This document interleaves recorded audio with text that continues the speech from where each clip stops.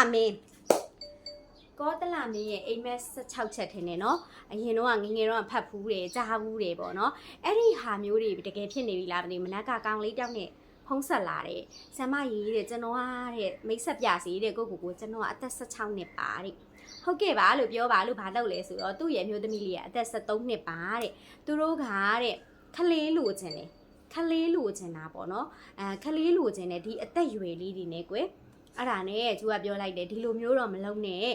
မောင်လေးတို့ညီမလေးတို့အသက်တွေကအရန်ငယ်သေးတယ်ဒီကလေးတယောက်ကိုပြုစုပြောထောင်မှုအတွက်အရန်အများကြီးအသိဉာဏ်တွေကငွေကြေးဘာညာအကုန်လုံးကွယ်လိုအပ်သေးတယ်ဒီလိုအချိန်မှာဒါမျိုးတွေဖြစ်ဖို့မစင်မပြေဘူးပေါ့နော်အဲ့တော့အမားကအကြံပေးခြင်းနဲ့အသက်မိန်းကလေးဘက်ကအသက်16နှစ်အထက်ရောက်မှာပဲစူးစမ်းကြည့်ပေါ့နော်အဲ့လိုမျိုးလေးပြောခြင်းနဲ့ဘလို့ခက်တွေဖြစ်တာလဲဘာတွေဖြစ်နေပြီလဲမသိဘူးပေါ့နော်ကျမရဲ့အညာမြေချက်ဆေးလေးက